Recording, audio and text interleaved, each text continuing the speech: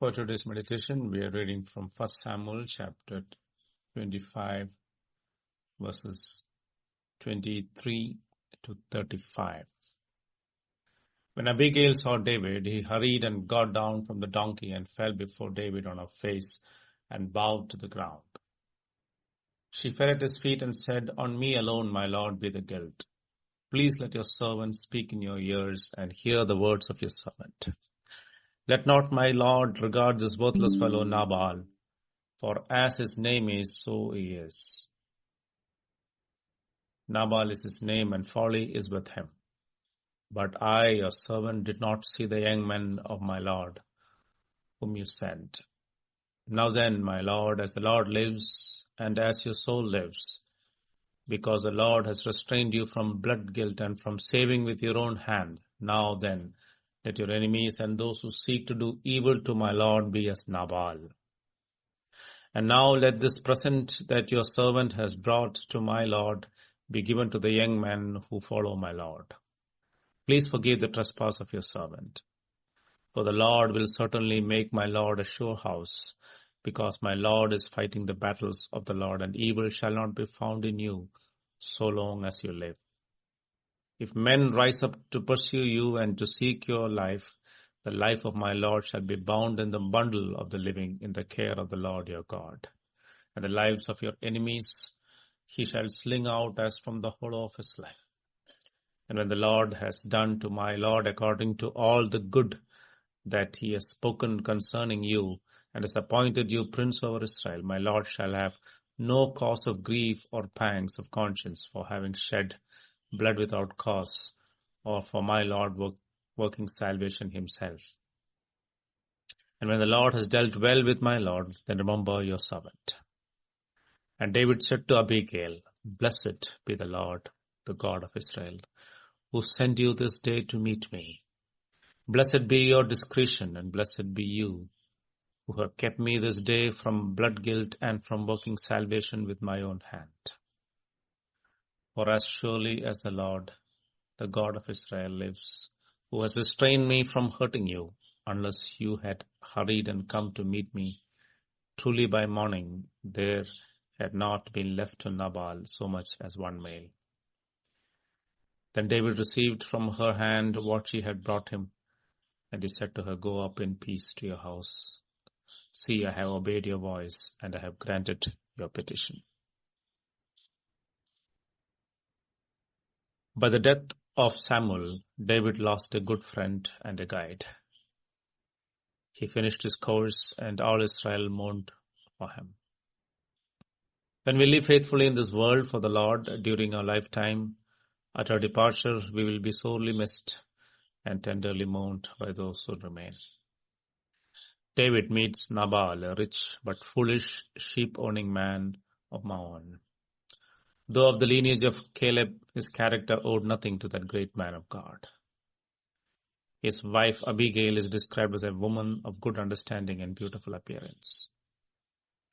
David sent his men to Nabal while the sheep shearing was almost over, a festival of no little significance to a shepherd. This day marks the annual fruit of their labor. Nabal was sure to be in a good mood of rare happiness and generosity. At that point, he would not grudge David's band a liberal gift. It takes a lot of provisions to keep a band of 600 men going day by day. David, as a future king, had a right to expect some kind of recognition from Israel, but he did not always get it. Here too, he was humiliated by Nabal and sent away. Nabal surely knew David, his history, and how he presently came to be in the wilderness of Maon. He would have been convinced of David's strange but true situation as a warrior loyal to the king, yet forced to retreat from his murderous pursuit constantly. All this knowledge did not keep Nabal from being arrogant and proud. Even more, he could easily have found out how well David's men had guarded his servants and his sheep during the long, lonely days and nights in the wilderness. A quick raid could have robbed Nabal of most of his sheep in a single lightning strike. It was David and his men that kept the robbers off, and were thus indirectly responsible for the successful harvest of the wool at the sheep shearing. They had a right to enjoy its fruit, therefore. Nabal didn't bother to check. He repaid evil for good, insulting David's loyalty to Saul and terming his band a collection of runaway servants. He wondered aloud why his good food and drink should go to such a band. This was too much for David to take. In a fit of rage, he swore to wipe out the males of Nabal's house by dawn the next day. To Saul he had said, "May the Lord judge between me and you. May the Lord avenge me against you, but my hand shall not be against you." Here, his anger at being insulted overcame his wise and humble dependence on God's justice. He decided to take matters into his own hands. This is where the wisdom of Abigail shines forth. A few points to note about her. Number one, she was in full possession of the facts because her communication network was in full swing. She gave her household access to consult with her and inform her about all matters, and came to know what had happened almost as soon as it was over. This kind of two-way communication defines a good household. Secondly, she understood the seriousness of the situation at once. Unlike her husband, she knew David and his lion-like courage as well as the fact of his anointing by Samuel. She honored those whom God honored. Thirdly, she knew the risk of her husband's folly had placed her family in. Wisdom comes when we are able to put ourselves in others' place and empathize. Fourthly, she was decisive in formulating and carrying out the only possible solution. Too often we fail to take action when we should and keep things hanging until it is too late. Fifthly, she knew when to speak and when to keep quiet. She knew that taking her husband into confidence in this case was a recipe for disaster, since he would neither listen to her nor permit her to intervene. She quietly acted in his best interest, trusting to communicate the matter to him later. She relied on a God-given wisdom. Wisdom is knowing how to relate to other people in godly ways. Sixthly, though she was at the time much richer than David, she humbled herself in posture and word before him, showing her full understanding of her position as well as her faith in the future exaltation by God. The same attitude surfaces much later when she is sent for by David to be his wife. She rose and bowed with her face to the ground and said, "Behold, your handmaid is a servant to wash the feet of the servants of my Lord." Seventhly, she braved social stigma in thus coming out to meet David without a husband, and exonerated David of all blame, saying, "On me alone, my Lord, be the guilt." Eighthly, she knew that vengeance belongs to God alone. The stories of how David had spared Saul's life on several occasions must have become well known by then. Yet she knew that his enemies would surely be overthrown by the Lord.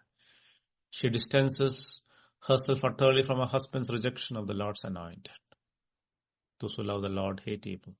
She therefore says, "Now then, my Lord, because the Lord has restrained you from blood guilt and from saving with your own hand, let your enemies and those who seek to do evil to my Lord be as Nabal. My Lord shall have no cause of grief or pangs of conscience for having shed blood without cause, or for my Lord working salvation himself." Number 9, she puts the whole matter on a righteous footing, that is, on the footing of faith in God's ability to do what he had said about David. She rightly reminded him that therefore there was no need for David to intervene on his own behalf, and in fact, that would introduce evil into the equation. She said, "For the Lord will certainly make my Lord a sure house, because my Lord is fighting the battles of the Lord, and evil shall not be found in you so long as you live." Number 10, Abigail praised his goodness regarding his present state of anger and agitation as an aberration and not a norm. She said, My Lord fights the battles of the Lord, and evil is not found in you throughout your days. The truth of her words is obvious in the speed with which David came to his senses and realized the wisdom of her counsel. He praised her for her wisdom and quick action. He readily confesses that if she had not come, he would have massacred the entire male population of the clan of Nabal. He received the gifts from Abigail in peace and returned with his men. The Lord vindicated the action of Abigail and David by judging Nabal. Let us leave things to God to vindicate us in his time and way. Let us be wise in recognizing spiritual danger to our household from others' folly and act promptly to save them and ourselves from the righteous anger of God. Let us be people who make peace even in difficult situations, exerting ourselves to the uttermost. Let us value that which is precious to God and above mere human approval of our actions. In all we do, let us walk in humility and by faith, and we cannot go wrong. God bless.